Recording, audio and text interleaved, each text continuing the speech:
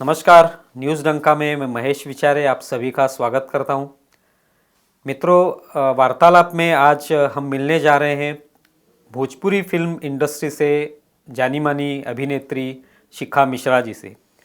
वैसे तो वो धड़कन गर्ल के नाम से जानी जाती हैं, लेकिन आज हम उनका जो करियर है उसके बारे में जानना चाहेंगे। और उसके अलावा ये फिल्म इंडस्ट्री के बाद वो अब पॉलिटिकल करियर भी कर रही हैं। उत्तर प्रदेश में वो बीजेपी में शामिल हुई हैं। तो ये जो करियर है उनका, उसके बारे में जानने के लिए हमने उन्हें आज यहाँ पे आमंत्रित किया है। आइए जानते हैं उनसे उनके करियर के बारे में। शिखा जी, आपका बहुत बहुत स्वागत है न्यूज़ डंका। जी नमस्कार, थैंक यू सो मच मुझे यहाँ इनवाइट करने के लिए और इंटरव्यू देने का सौभाग्य मुझे प्राप्त हुआ है आपको, तो उसके लिए बहुत बहुत धन्यवाद जी। धन्यवाद। तो पहले तो हम लोग शुरू करते हैं आपकी फिल्म इंडस्ट्री से, क्योंकि वहाँ से आपका करियर शुरू हुआ। पहले आप मॉडलिंग करती थी, लेकिन कुछ मन में कुछ अलग था, यानी शायद मॉडलिंग करते थे लेकिन आर्मी में जाने की भी कुछ चाहत थी आपकी। जी बिल्कुल। मॉडलिंग जैसे एक होता है ना, आपकी डेस्टिनी आपको कहीं भी लेके जाती है, और मैं डेस्टिनी पे बहुत विश्वास करती हूँ। तो कॉलेज टाइम पे जब बिकॉज मैं अभी फ़िलहाल तो उत्तराखंड ऋषिकेश से ही मेरी पढ़ाई हुई है पूरी। तो पढ़ाई करते करते मैंने IIFT ज्वाइन किया, international institute of fashion technology Rishikesh में। तो वहाँ से सडन ऐसी डेस्टिनी आगे चली गई कि मैंने मॉडलिंग से शुरुआत की और मॉडलिंग में मैं एंट्री कर गई। और देन उसके बाद से वहाँ पे मिस उत्तराखंड एक कॉन्टेस्ट होता है, हर साल होता है, तो उसमें मैंने पार्टिसिपेट किया और मैं उसमें मिस फोटोजेनिक 2007 चुनी गई। तो वहाँ से सडन वो स्टार्टिंग, अदरवाइज मुझे तो आर्मी ही ज्वाइन करनी थी। अच्छा। मतलब 200% मुझे लाइफ में सिर्फ और सिर्फ मतलब आर्मी में जाना था, जिसकी वजह से मैं NCC में मैंने पार्टिसिपेट किया था और स्काउट गाइड जो होता है उसमें किया था। तो कभी सोचा नहीं था कि मैं कभी मतलब ये चकाचौंध वाली लाइफ में आ जाऊंगी अचानक से, गन और वो सब का सपना छोड़ के। जी, एक तरफ से ये हम लोग कह सकते हैं कि जो यूनिफॉर्म वाला जीवन जो होता है जी, वो छोड़ के आप ऐसी एक करियर आपने चुन लिया कि जिसमें अलग अलग ड्रेसेस आपको मैंने करियर नहीं चुना, करियर ने मुझे चुन लिया। अचानक। जी जी। तो फिर ये करियर कैसे लगा आपको, फैशन इंडस्ट्री या मॉडलिंग का जो करियर है? कहीं आपको ऐसे लगा कि नहीं, मुझे जो यूनिफॉर्म वाला करियर जो था, कहीं आर्मी में जाती या पुलिस में जाती तो ये बेहतर था? देखिए, वहाँ क्या होती, मैं रियल हीरोइन होती, रियल लाइफ की हीरोइन होती, जहाँ गन चला रही होती या ऑफिसर बन के बैठ गई होती और वर्दी पहनी होती, तो वहाँ होती रियल लाइफ की हीरोइन होती। यहाँ मैं रियल लाइफ की हीरोइन हूँ। तो ऐसा नहीं है, यहाँ आने के बाद भी एटलीस्ट मैंने 2 फिल्में ऐसी की जिसमें मैं एक फिल्म में मैं IAS ऑफिसर बनी हूँ। अच्छा।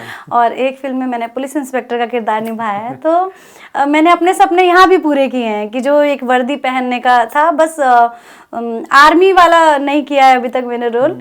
वो भी भगवान ने चाहा तो आगे ड्रीम पूरा कर लेंगे। अदरवाइज पुलिस इंस्पेक्टर का कर ही चुकी हूँ, IAS ऑफिसर बनी चुकी हूँ। तो बस यही होता, इतना ही डिफरेंस था कि वहाँ पे भी मुझे रियल हीरोइन बन जाती और यहाँ पे मैं रियल लाइफ में हीरोइन हूँ। तो बस इतना ही है डिफरेंस। रिग्रेट नहीं है, आई एम हैप्पी। मैं खुश हूँ कि मुझे मेरी डेस्टिनी जहाँ भी लेके गई है लाइफ में, मैं खुश हूँ और मुझे ये इंडस्ट्री भी प्यारी है। जी, क्योंकि हम लोगों को किसी भी क्षेत्र में मेहनत तो करनी है। मेहनत किसी भी क्षेत्र में, चाहे आप डॉक्टर हैं, चाहे आप इंजीनियर हैं, चाहे आप एक छोटे से छोटे काम वालों को भी मेहनत तो करनी पड़ती है, और चाहे आप बहुत बड़े लेवल पे घुसना किसी काम में एंट्री लेना, वो शायद थोड़ा सा इजी हो सकता है, लेकिन उसे मेंटेन रखना, उसे लंबे टाइम तक चलाना, वहाँ आपकी असली परीक्षा होती है कि आप कब तक टिके रह सकते हैं उस काम में। तो वही असली मेहनत है। बिल्कुल जी। पहली फिल्म कौन सी थी और कैसा अनुभव था वो? मैंने पहले मॉडलिंग से मैंने बताया आपको, मैंने स्टार्टिंग की जैसे मैं प्रिंट शूट्स करती थी, प्रिंट एड करती थी। फिर मैंने एक जर्मन कंपनी के लिए सिंग्स करके एक माउथ फ्रेशनर आता था, जर्मनी की कंपनी थी, उसके लिए मैंने मॉडलिंग की थी। देन उसके बाद मैं एक मूवी कर रही थी, हिंदी मूवी मुझे पहले मिली थी, अनजान परिंदे। उसमें क्राइम पेट्रोल के काफ़ी एक्टर्स थे, नोन फेसेस थे। उसी में मैंने कहा उसमें ही मैं IAS ऑफिसर बनी थी। तो वो किया। फिर उसमें एक असिस्टेंट डायरेक्टर थे जिन्होंने मुझे एक भोजपुरी फिल्म ऑफर की, और उस टाइम के एक बहुत बड़े डायरेक्टर, जाने माने डायरेक्टर थे अभिषेक चड्ढा जी, जिन्होंने पहली बार अमिताभ जी को लेके काम किया भोजपुरी में। गंगा, गंगोत्री, गंगा देवी। तो जब मैंने उनका नाम सुना, पहले तो मैं थोड़ा सा भोजपुरी को लेके हिचकिचा रही थी कि पता नहीं कैसा रहेगा कैसा नहीं रहेगा, लेकिन जब उनका नाम सुना कि भाई अमिताभ बच्चन जी काम कर चुके हैं उनकी फिल्म में भोजपुरी में, हेमा मालिनी जी उनकी फिल्म में काम कर चुकी हैं, जया भादुड़ी जी काम कर चुके, तो मैंने कहा मैं बहुत ब्लेस्ड हूँ कि मुझे भी उनके साथ काम करने का मौका मिल रहा है। तो मैंने फर्स्ट वहीं से मेरी भोजपुरी की स्टार्टिंग हुई और देन उसके बाद तो फिर भोजपुरी की फिल्मों की लाइन लग गई। तो जी, तो अभी तो आप मुंबई में हैं, मुंबई में आपका ये करियर शुरू हुआ, तो भोजपुरी फिल्म के बारे में अगर जब सोचते हैं हम लोग, तो हम लोग सोचते हैं कि शायद वो वहाँ पे उत्तर भारत में शायद पॉपुलर होगी, लेकिन मुंबई में भी उतनी पॉपुलर है। इसके बारे में क्या कहेंगे? आपको शायद ये पता होगा कि हमारे उत्तर भारतीय लोग शायद सबसे ज़्यादा महाराष्ट्र में हैं, उनकी तादाद सबसे ज़्यादा महाराष्ट्र में है। हमारे यूपी बिहार के जितने भी लोग हैं वो सब यहाँ पे हैं, तो उनकी जनसंख्या मुझे लगता है महाराष्ट्र में सबसे ज़्यादा है। तो हमारी फिल्में नवरंग सिनेमा और काफ़ी जगहों पे हमारी फिल्में रिलीज़ होती हैं, और नवरंग सिनेमा एक जाना माना सिनेमा हॉल है हमारी भोजपुरी फिल्म के लिए। एंड देन गुजरात में रिलीज़ होती है, हम लोग वहाँ प्रमोशन के लिए अपनी फिल्मों के लिए जाते थे। उत्तराखंड में रिलीज़ हो रही है, गढ़वाल जहाँ आप बोलेंगे। तो उत्तर भारतीय लोग तो हर जगह पे हैं। इवन यही नहीं, अब तो हमारी फिल्में लंदन में शूट हो रही हैं, हमारी भोजपुरी की फिल्में, और वहाँ पे अवार्ड शोज हो रहे हैं, क्योंकि यूपी बिहार के काफ़ी लोग इंटरनेशनल लेवल पे बैठे हुए हैं, तो वहाँ पे भी सारी चीज़ें हो रही हैं। तो ऐसा नहीं है कि सिर्फ यूपी और बिहार में ये फिल्में रिलीज़ होती हैं, ये ऑल इंडिया होती हैं। अब तो इंटरनेशनल लेवल पे भी हो रही हैं। बिल्कुल जी। ये एक आपने धड़कन फिल्म की थी, तो उसके बाद धड़कन गर्ल एक नाम आपसे जुड़ गया, तो उसके बारे में कुछ बताइए, क्योंकि हमारे मराठी प्रेक्षक भी सुनना चाहेंगे। अरे मैंने मराठी भी बनाई ये फिल्म एज प्रोड्यूसर। अच्छा। मैंने प्रेजेंट की है मूवी 2019 में, रोम कॉम। अच्छा, मैंने मराठी भी बनाई है। अरे वाह। हाँ जी, क्यों ना, मैं महाराष्ट्र में रह रही हूँ, महाराष्ट्र में खा रही हूँ पी रही हूँ, तो फिर मैं मतलब इस महाराष्ट्र के लिए कुछ ना करूँ और मराठी फिल्मों के लिए कुछ ना करूँ, तो फिर तो वो प्रोड्यूसर या एक्ट्रेस होने का कोई मतलब नहीं है। क्योंकि ऑब्वियस सी बात है कि आज जो भी है मेरा करियर महाराष्ट्र में ही बना है। ठीक है, पब्लिक जो है मेरी यूपी बिहार की है, देखने वाले वो लोग हैं, लेकिन आज मेरी लाइफ में अगर मैं खड़ी हुई हूँ तो महाराष्ट्र ने ही मुझे खड़ा किया है। तो मुझे कुछ करना था, भले मुझे नॉलेज नहीं थी कि मराठी इंडस्ट्री कैसी है, लेकिन हाँ ठीक है, मैं एंटर कर गई उसमें, और मैंने 2019 में फिल्म बनाई मैंने, रोम कॉम। अच्छा। हाँ, उसे मैंने पूरा बहुत बड़े लेवल पे रिलीज़ भी किया, सब कुछ किया। रही बात धड़कन गर्ल की, आप बता रहे थे, तो 2018 में मेरी एक मूवी आई, हमारे भोजपुरी फिल्म इंडस्ट्री के बहुत बड़े सुपरस्टार हैं पवन सिंह जी, जिनको बच्चा बच्चा जानता है, हर कोई जानता है।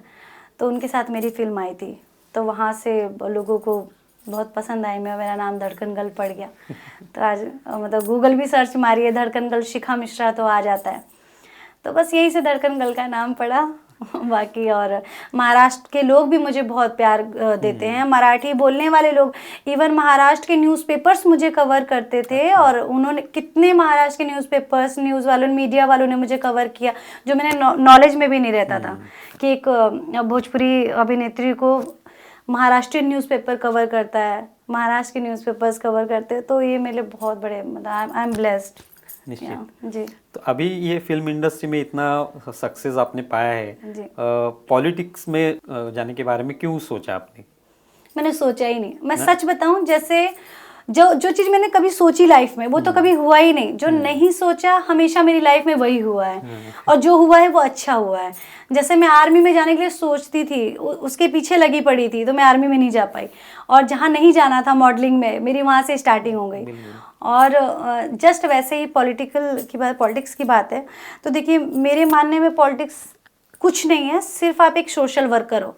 बस ये है कि आपको एक ओहदा मिल जाता है, आपके हाथ में एक स्ट्रेंथ होती है कि आप लोगों के लिए कुछ कर सकते हो। जस्ट लाइक जैसे एक नॉर्मल सोशल वर्कर होता है, मैं आपके लिए अगर कुछ करना चाहूँ, अगर आप किसी मुसीबत में हैं और मैं आपके लिए कहीं लड़ना चाहूँ किसी, तो कहेगा हु आर यू, आप कौन है ना। तो आप वहाँ पे कहते हो कि मैं एक आम आदमी हूँ। एक आम आदमी के लिए शायद लड़ेगा, तो सामने वाला आज के टाइम पे तो नहीं, तो आपके हाथ में एक ताकत होनी चाहिए, एक पावर होनी चाहिए। तो पार्टी ज्वाइन करने का मेरा मकसद यही था कि जो मैं सोशल वर्क करती हूँ या लोगों के लिए जो मैं हेल्प करती हूँ, तो पहले सबसे पहले मुझे खुद को खड़ा होना चाहिए कि लोग मेरी एटलीस्ट मैं भारी हो जाऊं ताकि मैं किसी के लिए साथ में खड़ी रहूं, तो मुझे लोग सामने वाले सीरियस लेके हाँ मैं ये हूँ और मैं इनके लिए खड़ी हूँ, आप इनकी हेल्प कीजिए।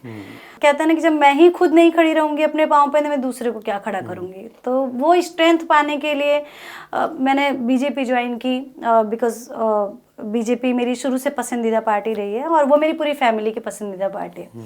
हम लोग शुरू से ही भाजपा ही हैं। तो मेरा कहीं और किसी और परिवार में तो जाने का अगर मैं किसी और परिवार में चली जाती तो इस परिवार से अलग हो जाती मेरे घर परिवार से। तो शुरू से ही था कि अगर पॉलिटिक्स ज्वाइन करनी है तो सिर्फ और सिर्फ भाजपा, अदरवाइज कुछ नहीं। कोई लालच नहीं। सबसे बड़ी बात तो भाजपा तो ना किसी को लालच देती है ना किसी के, वो लालच पैसा यहाँ नहीं चलता है। लोग भले विपक्षी कुछ भी बोले या उनको चाहने वाले लोग कुछ भी बोले, बट मैं इस बात की प्रूफ हूँ कि यहाँ ना आप पैसे से कुछ खरीद सकते हो ना कुछ नहीं। आपको अपने दम पे इस परिवार का मेंबर आप बन सकते हो, आप इस परिवार में आपका वेलकम है, लेकिन इसके बाद आपको पहचान अपनी खुद बनानी है, खुद काम करके आपको अपनी एक पहचान बनानी है। वो एक बहुत अच्छी बात है जी। तो अभी सोशल वर्क के बारे में आपने कहा, तो इससे पहले आप कुछ सोशल वर्क करती थी या अभी फिल्म इंडस्ट्री में जैसे आप है इतने सालों से, तो बहुत लोगों को ज़रूरत होती होगी या उनकी तरफ भी आप कहीं पे इस तरह का भाव रखती होंगी कि उनको भी मैं मानती हूँ सर कि सोशल वर्क एक रुपए से लेके आप 1 करोड़ तक भी कर सकते हो। आपके ऊपर डिपेंड करता है कि आप किस तरीके का सोशल वर्क आप कर रहे हो। अगर आपको मान लीजिए पानी की ज़रूरत है और आप तड़प रहे, कोई आपको पानी नहीं दे रहा, और अगर मैंने 1 गिलास पानी दिया, वो भी एक सोशल वर्क है, क्योंकि मैं आपका मैंने हेल्प किया है, आपकी मुसीबत में मैं काम आई हूँ। तो ये ज़रूरी नहीं कि आप बहुत बड़ा ही कुछ काम करते हैं। आप किस लेवल पे काम किसी के लिए कर सकते हैं, आप किस लेवल पे हेल्प कर सकते हैं, वो भी एक सोशल वर्क है। तो भाई जब मैं खुद एक अपनी उस लाइफ में थी कि मम्मी पापा से पैसे लेके करती थी सब कुछ, मुझे लगता था कि इस लड़की को बुक की ज़रूरत है, ये लड़की गरीब है, मैं अपनी बुक उठा के देती थी। अगर आप कभी मेरे पेरेंट्स की अगर कभी इंटरव्यू आपने किया तो कहानी कम पड़ जाएगी मेरे सुनने की। मैं खुद, मेरे पास बुक रहे या ना रहे, लेकिन मैं सामने वाले को दे दूंगी। मेरे पास यूनिफॉर्म रहे ना रहे, मैं मम्मी को जाके बोलती थी, मम्मी वो लड़की गरीब है, कई दिनों से फटे हुए कपड़े पहन के वो आती है, उसके मम्मी पापा नहीं दे सकते, तो मेरी माँ खुद वो कपड़े लाके उन सिल के और वो उस लड़की के लिए कपड़े देते। तो ये छोटे छोटे सोशल वर्क इसको ही कहते हैं। और अभी तक फिर मैं काफ़ी ऐसे NGO हैं ऋषिकेश में, जैसे एक उड़ान है, मैं उन बच्चों के लिए, वो स्लम वाले बच्चे हैं, तो स्लम एरिया से आते हैं, तो उनको जैसे पढ़ाई लिखाई सारी चीज़ें हैं, तो मैं जब भी ऋषिकेश जाती हूँ उन लोगों से मिलती हूँ, जो मेरे से बन पड़ता है उन लोगों के लिए करती हूँ। और एक वसुधैव कुटुंबकम है, तो मैं ऑफिशियली नहीं जुड़ी हूँ, लेकिन हाँ जहाँ मेरी मदद की ज़रूरत पड़ सकती है कि मैं थोड़ी भी मदद कर सकती हूँ, तो वही मेरा सोशल वर्क है। बाकी भगवान ने चाहा तो जैसे जैसे मैं कैपेबल होती जाऊंगी वैसे वैसे उस लेवल पे मैं लोगों की हेल्प कर सकती हूँ। बिल्कुल जी, यानी शुरू से आपका स्वभाव वैसे ही रहा है। बिल्कुल। तो अभी फिल्म इंडस्ट्री एक तरफ है, एक तरफ पॉलिटिक्स भी है, तो ये बैलेंस कैसे करेंगे आप? बहुत इजी है, क्योंकि जो मेरी फिल्म इंडस्ट्री, हाँ जब एज एन एक्ट्रेस में काम कर रही थी शायद तब बहुत ज़्यादा मुश्किल होता, क्योंकि एज एन एक्ट्रेस हमें वहाँ फिजिकली अपीयरेंस हमें देनी पड़ती है। मतलब अगर आपका 1 महीने का काम है तो आप 1 महीना आप ही रहने हैं वहाँ पे, तो आप दूसरी जगह कुछ और नहीं कर सकते हैं, आप अपनी अपीयरेंस नहीं दे सकते हैं। अच्छा, अब एज प्रोड्यूसर अगर जब से मैं एक्टिव ही हूँ, तो एज प्रोड्यूसर में क्या है कि हमारे प्रोडक्शन मैनेजर होते हैं, EP होते हैं, सारे लोग होते हैं, तो डायरेक्टर होते हैं। आपको सिर्फ आपका काम है पैसा लगाना, आपको सिर्फ ओनली पैसा देना है, बाकी आपके डायरेक्टर आपकी शूटिंग कंप्लीट करके लेके आएंगे, आपका प्रोडक्शन वाला काम लेके आएंगे। तो मैं फिजिकली मैं कहीं और अपीयरेंस दे सकती हूँ, तो बहुत ईजी है अभी एज प्रोड्यूसर होने के बाद ईजी है। एज एन एक्ट्रेस अगर मैं काम करूँगी तो दोनों जगह ईजी नहीं होगा। और पॉलिटिक्स में आपको खुद कहते हैं ना, आपको अपीयरेंस देनी पड़ेगी, वो फ़ोन पे नहीं होगा या आप किसी और के थ्रू वो काम नहीं करवा सकते हैं। तो यहाँ ऐसा है कि इन दोनों चीज़ों में ये है कि एक जगह पे मैं अपीयरेंस दे सकती हूँ, एक जगह पे सिर्फ पैसे से काम चलेगा। जी बिल्कुल। तो आखिरी सवाल, आगे आपने कुछ एक सामने एक गोल रखा होगा कि ये मुझे करना है, शायद आपने जैसे बताया कि जो भी सोचा है वो हुआ नहीं है, लेकिन फिर भी कुछ ऐसा सोचा है इसके बाद? मैं सच बताऊँ, मैं सच में नहीं सोचती हूँ, मैं आगे का सोचती ही नहीं हूँ। मेरे साथ जो होते चले जाता है मैं उसे एक्सेप्ट करती चली जाती हूँ। मतलब लाइफ में अगर बुरा भी वक्त आ रहा है, आप समझिए बात को, बुरा भी आता है, मैं सोचती हूँ ये ऐसा क्यों हुआ, ये मैं नहीं कभी नहीं सोचती हूँ। आया है ना, एक्सेप्ट किया है, अब मुझे इसको हटाना कैसे है वो मुझे उसके लिए मेरे को सोचना है कि अच्छा बुरा वक्त आ गया है, चलो ठीक है, इसको निकालना कैसे है।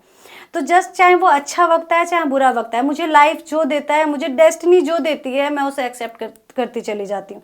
काम करना हमारा काम है, हम 10 कोस आगे की सोच के क्या करेंगे, है ना।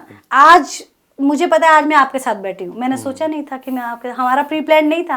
आपको भी पता है जो भी हुआ है वो सडन हुआ है। एक मुलाकात थी और मुलाकात के बाद एक इंटरव्यू हो रहा है, तो किसी ने नहीं सोचा होगा। तो मैं ये जानती हूँ ज़्यादा सोचने की ज़रूरत नहीं है किसी चीज़ के बारे में। आप आज में आपके साथ क्या क्या हो रहा है, हर दिन को आप आज समझते समझते जैसे निकालते चले जाओगे तो लाइफ गुजर जाएगी। 4 दिन बाद क्या होने वाला है, कल क्या होने वाला है, उसके बारे में सोच के कोई मतलब नहीं है। आज आपको कोई दुखी आदमी मिल रहा है, आपको मदद करनी है, आप उसकी मदद कर दीजिए। कल मिलने वाला है कि नहीं मिलने वाला है ये आपको नहीं पता है। तो बस ये चीज़ है, मैं आज में जीने वाली हूँ, कल मैं जीने वाली नहीं हूँ। बिल्कुल। तो जिस तरह से आपने कहा कि जो भी परिस्थिति आए सामने उससे एडजस्ट कर लेना उसे एडजस्ट करिए, उसे एक्सेप्ट कर लीजिए। आप एक्सेप्ट कर लो। लोग परेशान हो जाते हैं। मैं तो कहती हूँ कि इस दुनिया में लोग कहते हैं कि पैसा सब कुछ है, पैसा नहीं तो कुछ नहीं। मैं मानती हूँ कि पैसा है तो सब कुछ है, क्योंकि पैसा रहेगा तो आप खाना खाएंगे, पैसा रहेगा सारी चीजें खाएंगे, कोई बात नहीं। 4 दिन आपके पास पैसा नहीं है ना, आप अगर अपने मन में ठान लेंगे ना कि मेरे पास नहीं है, लेकिन ये 4 दिन मुझे ये सोच के निकालना है कि मैं 5वां दिन कैसे अपने आप को ठीक कर सकता हूँ, ये सोचने के बजाय कि मेरी लाइफ बर्बाद होगी, मैं मर कैसे सकता हूँ। यहाँ लोग मरना स्टार्ट कर देते हैं, मैं जिंदगी खत्म कर देता हूँ या जिंदगी खत्म कर देती हूँ। मैं कहती हूँ दुनिया में कोई इतनी बड़ी परेशानी नहीं है, आप अपने आप को वापस 0 से खड़ा कर सकते हो। मैं जिंदगी में अपनी किसी परेशानी से नहीं डरती। जिंदगी में मैं मौत को टक्कर दे दूंगी जब तक नेचुरल डेथ नहीं होगी। परेशानी तो मुझे कभी दुनिया में जिंदगी मेरी खत्म करने पे मजबूर नहीं कर सकती है। आपकी बातों से ये लग रहा है कि आप जो आर्मी के बारे में सोच रही थी वैसे ही विचार है आपके। मेरा ब्लड ग्रुप भी बी पॉजिटिव है ना, तो इसके लिए मैं हमेशा बी पॉजिटिव रहती हूँ और हमेशा सामने वाले को बोलती हूँ बी पॉजिटिव।